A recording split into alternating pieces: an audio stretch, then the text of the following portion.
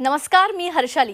हितगुज या कार्यक्रमात आपलं स्वागत. या कार्यक्रमात आपण विविध आजार आणि त्यावरील उपचार याबद्दल चर्चा करत असतो आणि तज्ञांकडून त्या संदर्भात मार्गदर्शन देखील घेत असतो. तर आजचा आपला विषय आहे शस्त्रक्रियेशिवाय सांधेदुखीवर कशा प्रकारे मात करता येऊ शकते. आणि या विषयावर चर्चा करण्यासाठी आपल्यासोबत आहेत consultant orthopaedic surgeon, regenerative medicine specialist doctor Sharmila Tulpule. नमस्कार डॉक्टर, स्वागत आहे तुमचं आमच्या स्टुडिओमध्ये. नमस्कार. तर डॉक्टर शर्मिला तुळपुळे या सक्सेसफुल सिनियर ऑर्थोपेडिक सर्जन व रिजनरेटिव्ह मेडिसिन स्पेशालिस्ट असून गेली 25 वर्षे जॉइंट रिप्लेसमेंट व ऑर्थोस्कोपीज करतात. त्यांनी अमेरिकेतून अतिशय प्रगत अशा रिजनरेटिव्ह मेडिसिन या शास्त्रात प्रावीण्य मिळवलं असून त्या US बोर्ड सर्टिफाईड आहेत. गेली अनेक वर्ष दुबईमध्ये ऑर्थोपेडिक व रिजनरेटिव्ह सेंटरच्या यशानंतर त्यांनी ऑर्थोबायोलॉजिक सेंटर मुंबईमध्ये सुरू केलं आहे. चला तर मग चर्चेला सुरुवात करूयात. तर डॉक्टर, सगळ्यात आधी रिजनरेटिव्ह मेडिसिन म्हणजे काय हे सांगा. रिजनरेशन म्हणजे पुनर्निर्माण. जेव्हा आपल्या शरीरातील कुठलाही भाग झीज किंवा ट्रॉमा म्हणजे इंजुरी किंवा इजा होऊन खराब होतो, तेव्हा आपल्याच शरीरातील काही द्रव्य, पेशी, टिश्यूज किंवा रक्त यांचा वापर करून त्याचे रिजनरेशन किंवा पुनर्निर्माण करणे ह्या शास्त्राला रिजनरेटिव्ह मेडिसिन असं म्हणतात.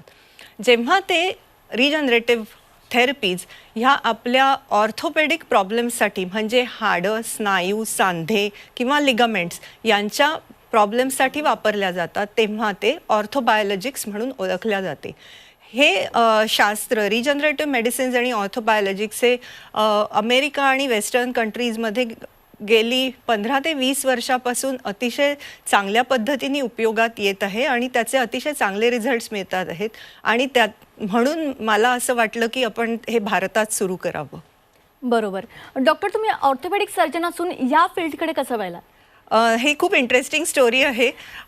मला नेहमी असं वाटायचं की जे कॉन्झर्वेटिव्ह ट्रीटमेंट आपण म्हणतो, म्हणजे जसं सांधेदुखी झाली तर आपण पेन किलर्स किंवा स्टिरॉइड्स किंवा फिजिओथेरपी हे करवतो आणि त्यानंतर जर ह्या कुठल्याच उपचारांनी फरक पडला नाही रुग्णामध्ये तर डायरेक्टली टोटल नी रिप्लेसमेंट म्हणजे सांधा बदलीची शस्त्रक्रिया जी असते ती करावी लागते. आणि ह्या दोन ट्रीटमेंट्सच्या मध्ये जी ट्रीटमेंट गॅप आहे त्याचं काहीतरी करता यावं असं मला नेहमी वाटायचं. आणि त्यामुळे मला जसं रिजनरेटिव्ह मेडिसिनचं ट्रेनिंग आणि प्रशिक्षण घेण्याची संधी मिळाली आणि मी ते प्रशिक्षण केलं, तेव्हा मी माझ्या रुग्णांवरती हे उपचार चालू केले. आणि मला सरप्रायझिंगली असं लक्षात आलं की हे उपचार चालू केल्यानंतर माझे जे सर्जरीचे नंबर्स आहेत ते आपोआप कमी होत जात आहेत. याचाच अर्थ की ज्या रुग्णांना आपण रिजनरेटिव्ह थेरपीने ट्रीट करत होतो त्यांना शस्त्रक्रियेची गरजच पडेनाशी झाली आहे आणि त्यामुळे माझ्या शस्त्रक्रियांचे नंबर्स कमी झाले आणि म्हणून मी ह्या क्षेत्रावरती कॉन्सन्ट्रेट करण्याचे ठरवलं. बरोबर. मग हे रिजनरेटिव्ह मेडिसिन नेमकं कोणत्या रोगांवर वापरलं जातं? हे रिजनरेटिव्ह मेडिसिन अनेक सब्जेक्ट्समध्ये वापरता येईल. म्हणजे ऑर्थोपेडिक्स तर आहेच, पण न्यूरोलॉजी, कार्डिओलॉजी असे बरेच ब्रांचेस आहेत ज्यात हे वापरता येतं.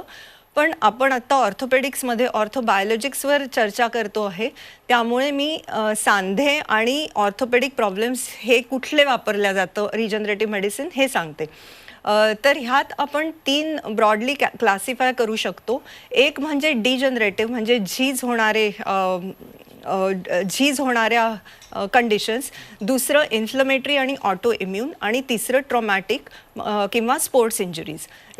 डिजनरेटिव्हचे जे प्रकार आहेत त्यात आपण आयदर सांध्यांची डिजनरेशन, डिस्कचे डिजनरेशन म्हणजे आपल्या मणक्यांमधल्या ज्या गाद्या असतात त्याचं डिजनरेशन किंवा टेंडन आणि स्नायूचं डिजनरेशन हे आपण तिन्ही त्यात इन्क्लूड करू शकतो. सांध्यांच्या डिजनरेशनमध्ये सर्वात कॉमन आहे जो नी म्हणजे गुडघ्याची डिजनरेशन किंवा गुडघ्याचा आर्थरायटिस, ज्याला कॉमन लँग्वेजमध्ये गुडघ्याची झीज झालेली आहे असं म्हणतात. बाकीही सांध्यांची झीज होऊ शकते, पण गुडघ्याच्या सांध्यांची झीज ही अतिशय कॉमन आणि जास्त होते. इनफॅक्ट भारतामध्ये सध्या 60च्या वरच्या स्त्रियांमध्ये सांधेदुखी आणि गुडघ्याचा आर्थरायटिसचं प्रमाण 45 ते 60% आत्ता आहे असं दिसून आलेलं आहे. त्यामुळे तुम्ही इमॅजिन करू शकता की जवळजवळ अर्धी जनता 60च्या वरची ह्या रोगाने पीडित आहे. स्नायूंच्या डिजनरेशनमध्ये खांद्याच्या स्नायूंचे डिजनरेशन ज्याला आपण रोटेटर कफ टेअर म्हणतो, स्लॅप टेअर म्हणतो किंवा फ्रोझन शोल्डर्स, बायसिपिटल टेंडिनायटिस, त्याच्यानंतर एल्बोचे टेनिस एल्बो आणि गोल्फर्स एल्बो, गुडघ्याच्या आर्थरायटिसबद्दल मी आताच सांगितलं, आणि अँकल म्हणजे घोट्याचा आर्थरायटिस किंवा घोट्याची जी झीज, ह्यात सुद्धा आपल्याला याचे अतिशय चांगले परिणाम दिसून येतात. मणक्यांच्या झिजेवरती सुद्धा याच्यावरती अतिशय चांगले उपचार आहेत.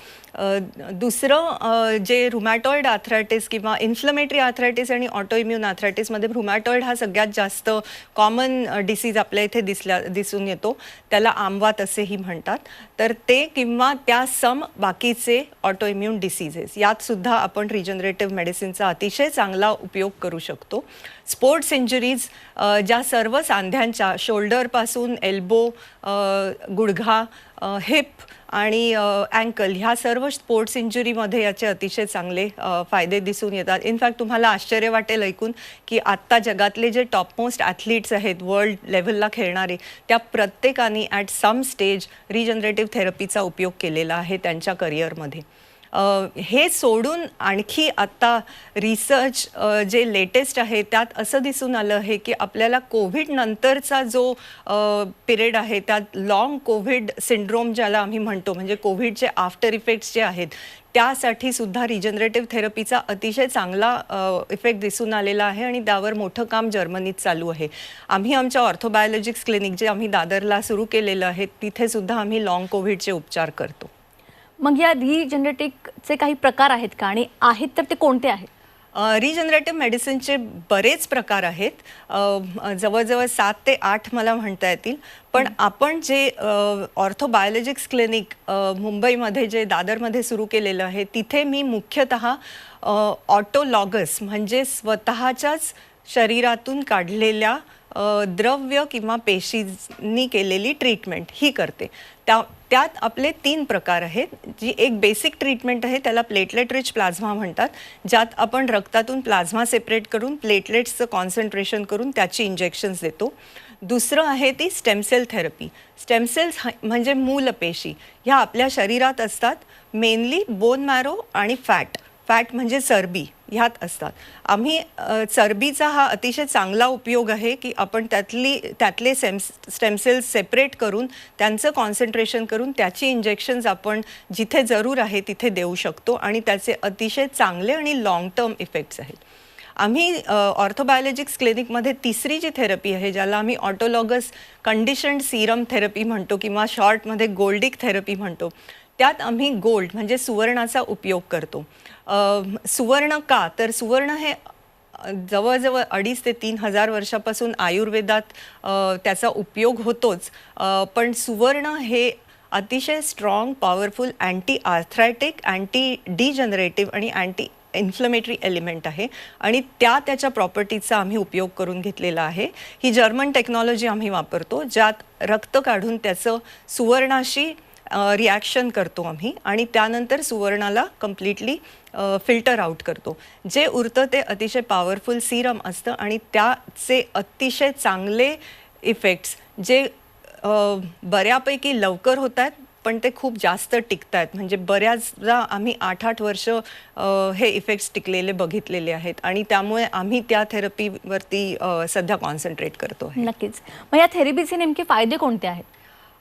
रिजनरेटिव्ह थेरपीज ज्या आम्ही करतो आहे ज्याला ऑटोलॉगस रिजनरेटिव्ह थेरपीज म्हणतो, हे ऑटोलॉगस आहे म्हणजे स्वतःच्याच शरीरातले एलिमेंट्स काढून त्यांच्या थ्रू ट्रीटमेंट केल्या जाते. म्हणून यात साईड इफेक्ट्स अतिशय कमी आहेत. डिसीज ट्रान्समिशनचा कुठलाही धोका नाही. यात कुठलेही केमिकल्स ॲड केलेले नाही, यात कुठलाही ड्रग वापरलेला नाही, त्यामुळे ह्याचे साईड इफेक्ट्स अतिशय कमी आहेत. दुसरं, ह्या सर्व थेरपी सेम डे प्रोसिजर्स आहेत. म्हणजे आम्ही करतो प्रोसिजर, आम्ही त्याला प्रोसेस करतो आणि लगेच त्याची इंजेक्शन्स देतो. त्यामुळे ह्यात ॲडमिट होण्याचा, पेशंटला ॲडमिट करावं लागत नाही, पेशंटला ॲनेस्थेशिया द्यावा लागत लागत नाही. पेशंट वॉक इन आणि वॉकआउट ट्रीटमेंट घेतो, म्हणजे पेशंट अक्षरशः चालत येतो आणि चालत घरी जातो. आणि त्यामुळे हे सध्याच्या फास्ट लाईफमध्ये जिथे लोकांना सुट्ट्या घेणं कठीण आहे जॉबमधून किंवा आपल्या कामातून, तिथे हा थेरपीचा अतिशय चांगला मी म्हणेन उपयोग होतो आहे. डॉक्टर, रिजनरेटिव्ह थेरपीमध्ये TKR म्हणजेच सांधे प्रत्यारोपण हे टाळता येऊ शकतं का? TKR म्हणजे टोटल नी रिप्लेसमेंट. आपण जर कुठल्या स्टेजला पेशंटला ट्रीटमेंट देतो हे यावरती अवलंबून राहील की आपण टोटल नी रिप्लेसमेंट ही टाळू शकू की नाही. गुडघ्याचा जो आर्थरायटिस जो सगळ्यात कॉमन आहे त्यात आम्ही ग्रेड करतो, त्याला ग्रेड 1 to ग्रेड 4. म्हणजे ग्रेड 4 हा सगळ्यात ॲडव्हान्स्ड आर्थरायटिस असतो आणि ग्रेड 1 हा अगदी सुरुवात झालेला आर्थरायटिस असतो. आपण ग्रेड 3 पर्यंत ह्याला जर ट्रीटमेंट केली तर टोटल नी रिप्लेसमेंट हे नक्कीच अवॉइड करू शकतो असं आमच्या लक्षात आलेलं आहे. ग्रेड 4 ऑस्टिओ आर्थरायटिस ज्यामध्ये गुडघ्याला पूर्णपणे वाक आलेला आहे किंवा गुडघ्याची मूव्हमेंट कम्प्लिटली गेलेली आहे, डिफॉर्मिटीज झालेल्या आहेत, अशा ठिकाणी मात्र आम्ही याचा कितपत उपयोग होईल ते सांगू शकत नाही. पण जर पेशंटची मुळीच तयारी नसेल ऑपरेशन करून घेण्याची तर ह्याचा आम्ही उपयोग करतो रिजनरेटिव्ह मेडिसिनचा. आणि ऑफकोर्स जेव्हा डिफॉर्मिटीज आहे तर 100% नाही, पण काही प्रमाणात त्यांना फायदा होतो आणि त्यांचं क्वालिटी ऑफ लाईफ नक्कीच इम्प्रूव्ह होतं. तर रिजनरेटिव्ह थेरपीचा स्पोर्ट्स इंजुरीमध्ये काय फायदा होऊ शकतो? स्पोर्ट्स इंजरीजमध्ये या थेरपीचा अतिशय चांगला फायदा दिसून आलेला आहे. इनफॅक्ट मी म्हणेन की स्पोर्ट्स मेडिसिन च्या ट्रीटमेंटमध्ये या रिजनरेटिव्ह थेरपीजनी अगदी क्रांती केलेली आहे. शोल्डर इंजरीज ज्यात रोटेटर कफ इंजरीज ह्या खूप कॉमन असतात, जे ओव्हरहेड थ्रोईंग किंवा ॲथलेटिक्स डिपार्टमेंटमध्ये जे खेळ असतात त्याच्यात हे अतिशय कॉमन असतं रोटेटर कफ इंजरीज. त्यात ह्याचा अतिशय चांगला इफेक्ट दिसून आलेला आहे. फ्रोझन शोल्डर्स हे ओव्हरयूज ऑफ शोल्डरमुळे होऊ शकतं आणि त्यातसुद्धा ह्याचा अतिशय चांगला इफेक्ट दिसून आलेला आहे. टेनिस एल्बो जे जनरली रॅकेट स्पोर्ट्समध्ये दिसून येतात त्यातसुद्धा हे विना शस्त्रक्रिया फक्त रिजनरेटिव्ह थेरपीनी पूर्णपणे बरं होऊ शकतं. गुडघ्याचे जे स्पोर्ट्स इंजरीज असतात ज्यात मेनिस्कस टेअर्स हे खूप कॉमन आहेत, त्यात काही प्रकारचे मेनिस्कस टेअर्स ह्या थेरपीजनी कम्प्लिटली हील झालेले आम्ही बघितलेले आहेत. ACL टेअर हे तुम्ही ऐकलेलं असेल, म्हणजे अँटिरियर क्रुशिएट लिगामेंट टेअर, ही एक इंजुरी आहे जी स्पोर्ट्समध्ये फार कॉमन असते आणि त्यात पार्शल ACL जर टेअर असेल तर त्यात ह्याचा अतिशय चांगला उपयोग होऊ शकतो. घोट्याचे इंजरीज जे क्रॉनिक अँकल स्प्रेन्स असतात त्यामध्ये सुद्धा याचा अतिशय चांगला उपयोग होतो. जे गुडघ्याच्या अवतीभोवती लिगामेंट्स असतात, म्हणजे गुडघ्याच्या वाटीचे जे इजा होऊन किंवा डिजनरेशन होऊन जे रोग होतात त्यात सुद्धा याचा अतिशय चांगला फायदा होऊ शकतो. डॉक्टर शर्मिला, रिजनरेटिव्ह थेरपीचा संधिवात म्हणजेच रुमॅटॉइड आर्थरायटिसमध्ये काही फायदा होतो का? रुमॅटॉइड आर्थरायटिस किंवा आमवात ज्याला आम्ही मराठीत म्हणतो, त्यावर ह्या रिजनरेटिव्ह मेडिसिन च्या ट्रीटमेंट्स बद्दल जर्मनीमध्ये सध्या खूप चांगलं काम सुरू आहे. गेले 7-8 वर्ष खूप चांगलं काम सुरू आहे आणि आम्ही UAE मध्ये सुद्धा याच्यावर बरंच काम केलं आहे आणि याचे अतिशय चांगले इफेक्ट्स आम्हाला दिसले. आणि ज्या लोकांना रुमॅटॉइड आर्थरायटिसवरचे मेडिसिन्स जे खूप स्ट्रॉंग असतात किंवा ज्यांना ते सहन होत नाहीत त्यांच्यासाठी सुद्धा हे रिजनरेटिव्ह थेरपी म्हणजे एक वरदानच ठरेल. आणि आपण समजा जर रुमॅटॉइड आर्थरायटिसमध्ये त्यांची औषधं चालू आहेत पण आपण ह्याला सप्लिमेंट केलं रिजनरेटिव्ह थेरपीनी तर त्यांच्या औषधांचे डोसेससुद्धा बऱ्याच प्रमाणात कमी झालेले आम्ही बघितले आहेत. त्यामुळे मी भारतात सुद्धा रुमॅटॉइड आर्थरायटिसच्या पेशंट्सला ह्याचा फायदा हवा याचा प्रयत्न करते आहे. नक्कीच. आता या रिजनरेटिव्ह थेरपीचे आपण फायदे भरपूर बघितले, पण याचे काही साईड इफेक्ट्स पण आहेत का? रिजनरेटिव्ह मेडिसिन हे स्वतःचं ऑटोलॉगस असल्यामुळे ह्याचे साईड इफेक्ट्स जवळजवळ नाही. फक्त ज्या दिवशी आम्ही थेरपी करतो त्या दिवशी थोडंसं दुखणं किंवा सूज येऊ शकते. पण हे सर्व जे इंजेक्शन्स आम्ही देतो ते आम्ही इमेज गायडेड म्हणजे अल्ट्रासाऊंडच्या गायडन्स खाली देतो. म्हणजे they are precision guided therapies, जे आपल्याला जिथे इजा किंवा जिथे डिजनरेशन एक्झॅक्टली झालेली आहे तिथेच ते डेलिव्हर होतं. सो त्यामुळे पूर्णपणे सुरक्षित अशी ही थेरपी आहे. पूर्णपणे साईड इफेक्ट्स रहित अशी ही थेरपी आहे, कारण ही ऑटोलॉगस आहे, स्वतःच्याच शरीरातले द्रव्य वापरून केलेली आहे आणि त्यामुळे ही पूर्णपणे सेफ आहे असं मी सांगेन. आणि मग या ट्रीटमेंटला साधारण किती वेळ लागतो? आपण कुठल्या आजारासाठी आणि किती सेशन्स करतो हे यावर ह्या ट्रीटमेंटचं कालावधी अवलंबून आहे. जनरली एक सेशन हे 25 मिनटं ते 1 तासपर्यंत होऊ शकतं. आपल्याला जर कुठल्या जॉईंटला हे जॉईंटला काय उपचार करायचा आहे त्यावर आपल्याला किती सेशन्स लागतील हे अवलंबून राहील. जनरली 1 सेशन ते 4 सेशन्स मॅक्सिमम असा त्याचा कालावधी असतो आणि त्यामुळे 1 दिवस ते 3 ते 4 आठवडे ह्यामध्ये ही थेरपी पूर्णपणे संपते. नक्कीच. तर डॉक्टरांसोबत ही आमची बातचीत अशीच चालू राहणार आहे. अजून काही गोष्टींवर आम्ही चर्चा करणार आहोत, पण वेळ झाली एक छोट्याशा ब्रेकची. पाहत राहा झी24 तास. नमस्कार. ब्रेकनंतर आपल्या सर्वांचं पुन्हा एकदा स्वागत. आपल्यासोबत आहेत डॉक्टर शर्मिला तुळपुळे आणि यांच्यासोबत आपण सांधेदुखीवर शस्त्रक्रियेशिवाय कशा प्रकारे मात करता येऊ शकते यावर चर्चा करत होतो. तर पुन्हा एकदा चर्चेला सुरुवात करूयात. तर डॉक्टर, ही जी ट्रीटमेंट तुम्ही सांगितली तर ही सर्व प्रकारच्या पेशंट्समध्ये करता येते का, म्हणजे सर्व प्रकारच्या वयोगटात? आम्ही आत्तापर्यंत जो यंगेस्ट पेशंट ट्रीट केला आहे ती होती 17 वर्षाची मुलगी आणि ओल्डेस्ट आत्तापर्यंत आम्ही 90च्या पेशंटला ट्रीट केलं आहे. त्यामुळे अगदी लहान वयोगटात सोडलं म्हणजे चिल्ड्रन किंवा पिडियाट्रिक एज ग्रुप सोडला तर मला वाटतं एक 16 वर्षानंतर ते 90च्या पलीकडे सुद्धा या ट्रीटमेंट्स करता येतात आणि त्याचा अतिशय चांगला उपयोग होतो. अगदी लहान पेशंट्स म्हणजे 17-18 वर्षाच्या पेशंट्समध्ये बरेचदा स्पोर्ट्स इंजुरीज ह्या खूप कॉमन असतात आणि दुसरं म्हणजे गुडघ्याची जी वाटी असते ती आतून झिजण्याचं प्रमाण त्यांच्यात खूप असतं, ज्याला कॉन्ड्रोमलेशिया पटेली म्हणतात आणि त्याच्यावर आपल्याजवळ काहीही डेफिनेटिव्ह ट्रीटमेंट अवेलेबल नाही आहे. ह्या ट्रीटमेंटनी त्याच्यात अतिशय चांगला पूर्णपणे बरे झालेले बघितलेले आहे आम्ही कॉन्ड्रोमलेशिया पटेली. बरोबर. भारतामध्ये या ट्रीटमेंटबद्दल फारसं कोणाला माहीत नाही आहे, ही वेल नोन नाही आहे, तर त्याबद्दल थोडक्यात काय सांगाल? भारतात ही वेल नोन नाही अजून, कारण आपल्या देशात अजून ह्याचे ट्रीटमेंट सेंटर्स उघडलेले नाहीत, कारण त्याचं ट्रेनिंगच अवेलेबल नाही. मी ह्याचं ट्रेनिंग आत्तापर्यंत अमेरिका आणि जर्मनीमध्ये घेतलेलं आहे आणि आता आम्ही ऑर्थोबायोलॉजिस्ट क्लिनिक दादरचं जे आहे आमचं सेंटर तिथे आम्ही याचं ट्रेनिंग सुरू केलेलं आहे. ज्या डॉक्टर्सना, ज्या ऑर्थोपेडिक सर्जन्सना किंवा ज्यांना रिजनरेटिव्ह थेरपीमध्ये किंवा रिजनरेटिव्ह मेडिसिनमध्ये स्पेशलायझेशन करायचं आहे अशांसाठी आम्ही संधी उपलब्ध करून देतो आहे आणि आम्ही त्यांचं ट्रेनिंग पूर्णपणे तिथे सुरू केलेलं आहे. तुम्ही आजच्या या कार्यक्रमात आमच्या प्रेक्षकांना काय सांगाल?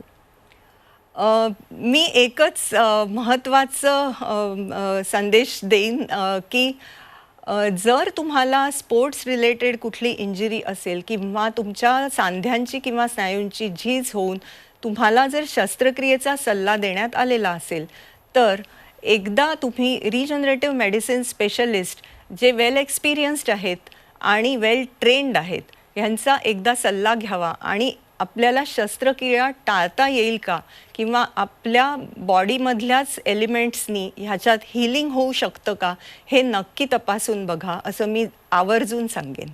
डॉक्टर, तुम्ही या ठिकाणी आलात आणि खूप चांगली माहिती आमच्या प्रेक्षकांना दिलीत, त्याबद्दल तुमचे धन्यवाद. Thank you so much. धन्यवाद. तर आजच्या या कार्यक्रमात आपण शस्त्रक्रियेशिवाय सांधेदुखीवर कशा प्रकारे मात करता येऊ शकते याबद्दल डॉक्टर शर्मिला तुळपुळे यांच्यासोबत चर्चा केली. जर कोणाला यावर अधिक माहिती हवी असेल आणि उपचार हवे असतील तर त्यांनी यांना नक्की संपर्क करा. कार्यक्रमात आता वेळ झाली आहे इथेच थांबण्याची. ताज्या बातम्यांकरिता पाहत रहा झी24 तास.